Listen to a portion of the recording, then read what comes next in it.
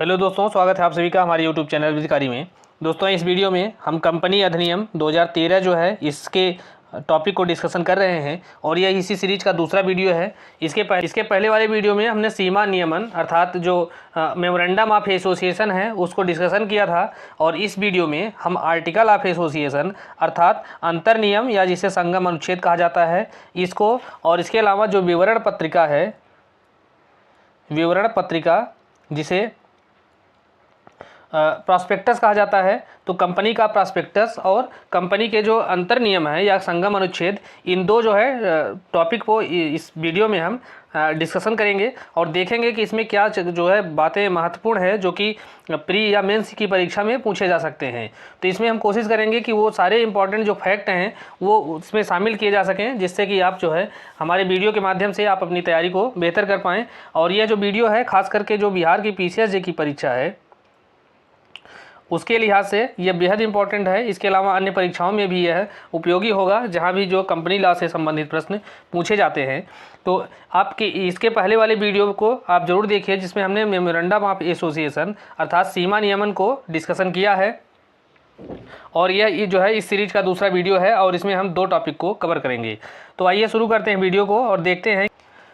तो अंतर नियम की परिभाषा जो है कंपनी अधिनियम की धारा 2 खंड 5 के अंतर्गत दी गई है। इसके अनुसार जो है कंपनी के आंतरिक प्रबंधन के लिए बनाई गई नियमावली को ही अंतर नियम कहा जाता है। तो इसका तात्पर्य है कि जो कंपनी का मैनेजमेंट है, इंटरनल मैनेजमेंट है, उसके लिए जो बनाई गई नियमावली होती है उसे ही जो है अंतर नियम कहा जाता है या आर्टिकल ऑफ एसोसिएशन कहा जाता है।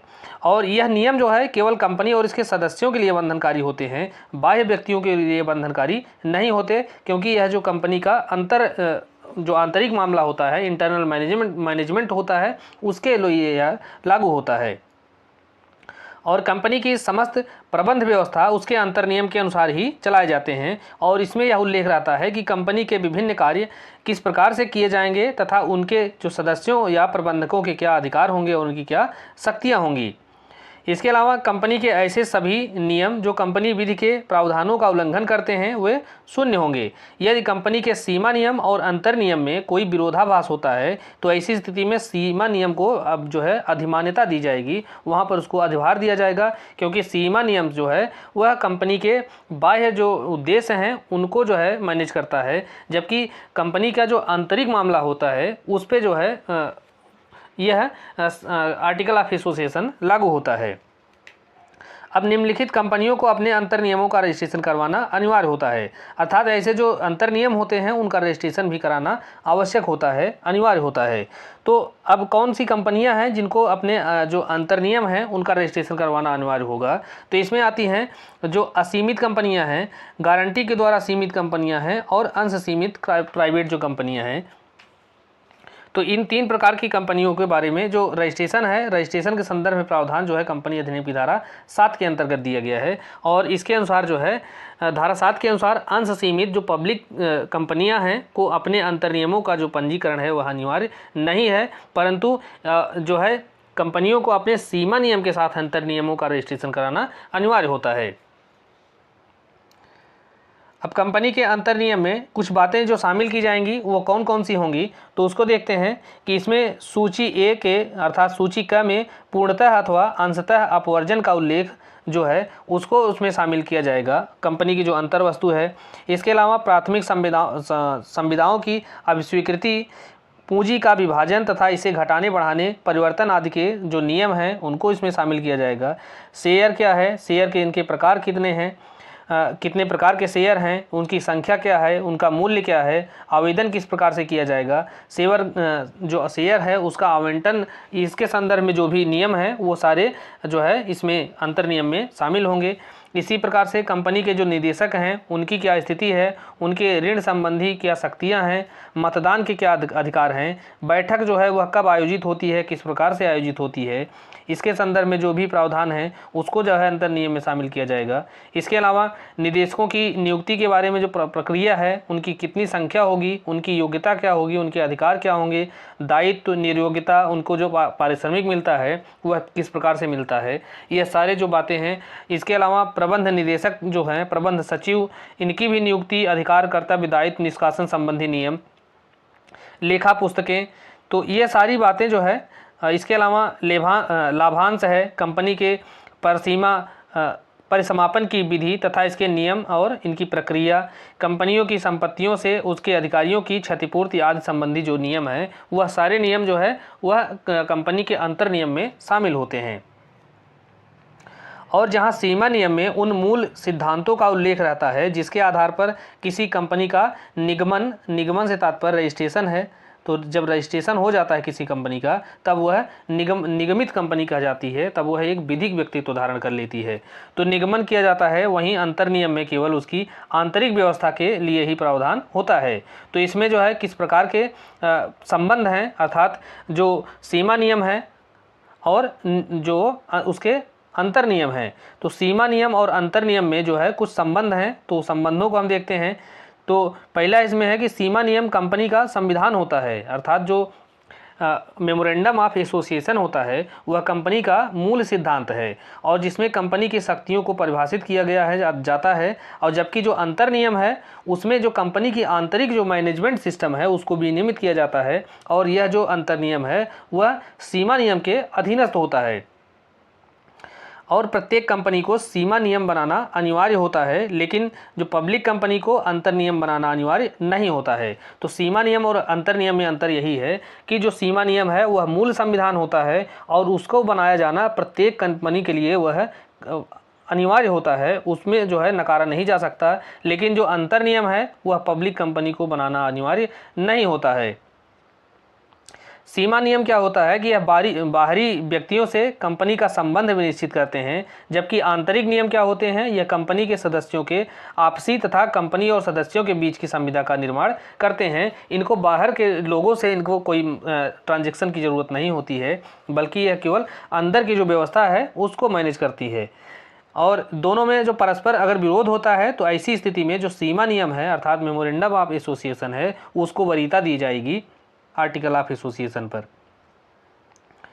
आगे है कि कंपनी के अंतर नियमों को आसानी से परिवर्तित किया जा सकता है, लेकिन सीमा नियम में आसानी से परिवर्तन नहीं होता है। उसकी एक टफ प्रक्रिया है, उस प्रक्रिया के दौरान ही केंद्र सरकार की अनुमति लेनी होती है। तो उसके बाद जो समय दिया जाएगा उस विशेष समय के अंदर ही वहाँ पर परिवर्तन किया जाएगा। लेकिन अंतर नियम में जब परिवर्तन होता है तो वह परिवर्तन बहुत ही आसानी से किया जा सकता है। और यदि सीमा नियम में किसी प्रकार की संदिग्धता है तो ऐसी स्थिति में उसको स्पष्ट करने के लिए अंतर नियम का उपयोग किया जा सकता है। जिस प्रश्न पर सीमा नियम मौन हो उसे स्पष्ट करने के लिए भी अंतर नियम का सहारा लिया जा सकता है, अगर उससे अंतर नियम से जो है सीमा नियम के जो उद्देश्य हैं वह स्पष्ट होते हैं। अब अंतर नियम में संशोधन कैसे होगा तो इसके संदर्भ में जो प्रावधान है वो धारा 14 के अंतर्गत दिया गया है। और अंतर नियमों को संशोधित या परिवर्तित करना आसान है क्योंकि यह सहायक दस्तावेज होते हैं, और जबकि जो सीमा नियम है वह मूल दस्तावेज है, वह कंपनी का मूल संविधान है। तो इसलिए वहाँ पर संशोधन करना आसान नहीं होता, लेकिन जो अंतर नियम है उसमें संशोधन करना आसान होता है। और यह कंपनी के आंतरिक प्रशासन के लिए नियम निर्देशित करते हैं। और अंतर नियमों में परिवर्तन पर अगर कोई रोक लगाने वाला कोई नियम है तो ऐसा जो नियम होगा वह अवैध होगा। इसका तात्पर्य यह है कि अंतर नियमों में जो संशोधन है वो बहुत ही आसानी से किया जा सकता है। अगर नियम बनाकर इसके संशोधन पर रोक लगाई जाती है तो ऐसा जो नियम है वह शून्य होगा, अवैध होगा। अब ये तो हमने देखा कि कंपनी के जो अंतर नियम हैं उस पे संदर्भ में जो भी बातें थी। अब देखते हैं कि जो कंपनी की विवरण पत्रिका है जिसे प्रॉस्पेक्टस कहा जाता है, तो प्रॉस्पेक्टस के बारे में किस प्रकार की बातें हैं और इसके संदर्भ में क्या क्या फैक्ट इम्पॉर्टेंट हैं। और ये जो फैक्ट होंगे यह प्री के लिए भी और मेंस के लिए, यह दोनों के लिए ही इम्पॉर्टेंट है। इसके अलावा आप इसको जो है इसके माध्यम से आप प्रॉस्पेक्टस को समझ सकते हैं कि प्रॉस्पेक्टस होता क्या है और इसकी क्या भूमिका या क्या महत्व होता है इसका कंपनी में।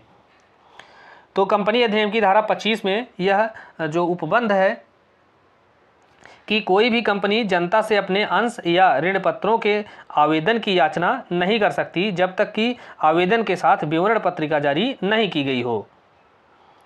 विवरण पत्रिका की परिभाषा जो है धारा 2 के खंड 70 में दी गई है। तो इसके अनुसार कोई भी दस्तावेज जो विवरण पत्रिका के नाम से जारी किया जाता है तथा कोई भी सूचना परिपत्र, विज्ञापन या अन्य दस्तावेज जो एक निगमित संस्था के लिए जमा आमंत्रित करने के लिए अथवा अंश या ऋण पत्र खरीदने के लिए जनता से प्रस्ताव आमंत्रित करता है तो उसे विवरण पत्रिका कहा जाता है। तो यही जो परिभाषा है यह धारा 2 के खंड 70 के अंतर्गत दी गई है कंपनी अधिनियम की। अब इस प्रकार से विवरण पत्रिका जो है जनता को कंपनी के शेयर खरीदने के लिए दिया जाने वाला एक निमंत्रण है और इसके माध्यम से जो है इसको पढ़ करके, इसको समझ करके जो है कोई व्यक्ति कंपनी के शेयर खरीदता है और कंपनी के विवरण पत्रिका में कुछ बातें जो है आवश्यक हैं जिनको प्रविष्ट किया जाना आवश्यक होता है। तो इसमें कौन कौन सी बातें हैं? तो इसमें यह है कि जनता को कंपनी के शेयर खरीदने के लिए आमंत्रित किया जाना, तो यह जो है इसी के माध्यम से, प्रॉस्पेक्टस के माध्यम से उनको आमंत्रित किया जाता है। और ऐसे निमंत्रण जो है कंपनी के द्वारा या उसकी ओर से प्रस्तावित कंपनी के संबंध में होना चाहिए और निमंत्रण जो है अंशदान या क्रय के लिए होना चाहिए। तो इसके माध्यम से जो बाहर के लोग हैं उनको आमंत्रण दिया जाता है कि आप आइए और कंपनी का जो है शेयर खरीदिए। और निमंत्रण जो है कंपनी के शेयर या ऋण पत्रों के लिए होता है। तो यह जो है ये बातें जो है प्रॉस्पेक्टस में शामिल होना अनिवार्य होती हैं। अब विवरण पत्रिका में या प्रॉस्पेक्टर में शेयर की बिक्री के प्रस्ताव सहित कंपनी के बारे में संपूर्ण विवरण दिया जाता है, जिसके आधार पर जनसाधारण उन शेयरों को खरीदने के लिए कंपनी के निर्धारित आवेदन पर आवेदन करते हैं। परंतु कुछ परिस्थितियां ऐसी हैं जहां पर विवरण पत्रिका में जो विस्तृत विवरण देना है वह आवश्यक नहीं है। तो कौन सी ऐसी परिस्थितियां हैं कि जबकि वहां पर विस्तृत विवरण देना आवश्यक नहीं होगा कि प्रॉस्पेक्टस में, तो वहां पर यह है कि यदि किसी व्यक्ति को अंश या ऋण पत्र से संबंधित प्रस्ताव सद्भावनापूर्वक निमंत्रण द्वारा किया जाता है तो वहां पर उस बात को जो है प्रॉस्पेक्टस में शामिल किया जाना आवश्यक नहीं है। दूसरा है कि यदि अंश या ऋण पत्र को जनता में निर्गमित करने का उद्देश्य नहीं हो तो भी उसको जो है प्रॉस्पेक्टस में शामिल करना आवश्यक नहीं है। इसके अलावा यदि प्रस्ताव केवल उन व्यक्तियों को संबोधित किया गया है जो पहले से ही कंपनी के अंशधारी हैं तो इन ऐसी बातों को भी वहां पर शामिल करना आवश्यक नहीं है। अगला है कि यदि प्रस्तावित अंश या ऋण पत्र कंपनी के पूर्व निगमित या अंश या ऋण पत्र के समान हो, यदि कंपनी का जो प्रॉस्पेक्टस है उसको जो है समाचार पत्र में विज्ञापन के रूप में प्रकाशित कर दिया गया हो, तो ऐसी दशा में जो है इन सब बातों को वहाँ पर प्रॉस्पेक्टस में शामिल करना आवश्यक नहीं होगा या उसका प्रकाशन करना आवश्यक नहीं होगा। अब जो प्रॉस्पेक्टस होता है उसका उद्देश्य क्या होता है? तो उसका उद्देश्य यह होता है कि जनता को अंश तथा ऋण पत्र का क्रय करने के लिए उसको आमंत्रित किया जाना, तो इसी उद्देश्य से यह जारी किया जाता है प्रॉस्पेक्टस को। दूसरी बात है कि उन शर्तों का रिकॉर्ड रखने के लिए जो जनता का अंश और ऋण पत्र खरीदने के लिए दी गई हैं, तो उन शर्तों को भी इसमें विहित किया जाता है। इसके अलावा यह घोषित करने के लिए कि कंपनी के निदेशक जो है वह विवरण पत्रिका में उल्लिखित बातों और दायित्वों को स्वीकार करते हैं। तो ये बातें हैं जो कि इसका जो प्रॉस्पेक्टस होता है उसका यह उद्देश्य होता है। अब विवरण पत्रिका में कुछ अन्य भी जानकारियां दी जाती हैं, अर्थात जो प्रॉस्पेक्टस में कुछ अन्य बातें भी शामिल होती हैं। तो ये बातें हैं कि सीमा नियम पर हस्ताक्षरकर्ताओं का नाम, पता, व्यवसाय, उनका अंश कितना है, कंपनी का जो उद्देश्य क्या है, वह किस उद्देश्य से कार्य करती है, और कंपनी के द्वारा जारी किए जाने वाले विभिन्न प्रकार के जो अंश हैं, शेयर हैं, उनकी संख्या कितनी है, और जो शेयर होल्डर हैं उनको जो है कंपनी की संपत्ति से कितना जो है लाभ प्राप्त होगा या उनको कौन सा हित उस पर जुड़ा है। तो यह जो सब बातें हैं वह उसमें शामिल होती हैं। इसके अलावा जो इन्वेस्टर्स हैं अर्थात निवेशक हैं उनका नाम, पता, व्यवसाय और अन्य विवरण जो है उसमें रहेगा, और कितने सब्सक्रिप्शन लोगों ने लिया है उसकी लिस्ट उसमें जारी रहेगी। यदि किसी व्यक्ति को अंश के क्रय में विशेष प्राथमिकता दी गई हो तो उसका भी उल्लेख किया जाना चाहिए कि उसके शेयर को खरीदने में उसे क्यों जो है प्राथमिकता दी जा रही है। इसके अलावा पिछले 2 वर्षों में प्राप्त किए गए शेयर के प्रीमियम का विवरण आदि बातें भी उसमें शामिल की जानी आवश्यक होती है। अब हम देखते हैं कि विवरण पत्रिका में अगर मान लीजिए कि भूल होती है, अर्थात जो प्रॉस्पेक्टस है उसमें कोई भूल किया जाता है या उसमें कोई मिथ्या कथन किया जाता है या उसमें कपट किया जाता है, तो ऐसी स्थिति में क्या परिणाम होगा? तो कंपनी का जो निदेशक होगा या जो कंपनी होगी वह किस प्रकार से दायित्वाधीन होगी या उसके ऊपर किस प्रकार का दंड आरोपित किया जाता है। तो अगर विवरण पत्रिका में या प्रॉस्पेक्टस में कोई भूल होती है और उस भूल के कारण कोई व्यक्ति उसके साथ ट्रांजैक्शन करता है, समव्यवहार करता है और उसको जो है है हानि प्राप्त होती है, तो ऐसी स्थिति में ऐसा जो पीड़ित पक्षकार है वह अपकृत्य विधि के अंतर्गत क्षतिपूर्ति जो है पाने के लिए वहाँ पर दावा कर सकता है और जो कंपनी है ऐसी क्षतिपूर्ति के लिए दायित्वाधीन होगी। दूसरी बात है कि कंपनी अधिनियम की धारा 35 के अंतर्गत वहाँ पर सिविल केस भी दायर किया जा सकता है कंपनी के ऊपर, और जो कंपनी है वह सिविल जो दायित्व के अधीन होगी। तीसरी बात है कि कंपनी अधिनियम की धारा 34 के अंतर्गत उस पर आपराधिक मुकदमा भी दायर किया जा सकता है। तो इस प्रकार से जो है यह अगर कोई भूल कपट या इस तरह की मिथ्या व्यपदेशन करके कोई ट्रांजैक्शन किया जाता है तो वहाँ पर उसका यह परिणाम होगा। तो इस प्रकार से इस दोनों टॉपिक को हमने कवर किया और पूरी उम्मीद है कि इस जो टॉपिक हैं वो हम आपको समझाने में कुछ हद तक सफल हो पाए होंगे।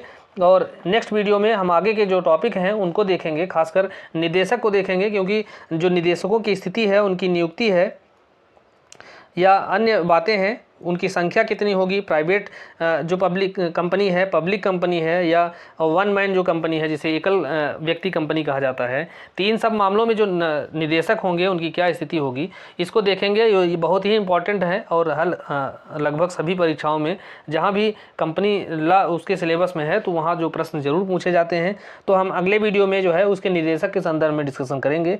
और आप जो है चैनल को सब्सक्राइब कीजिए ताकि और जो वीडियो हम आपको प्रोवाइड कराएं उसकी सूचना मिलती रहे। धन्यवाद।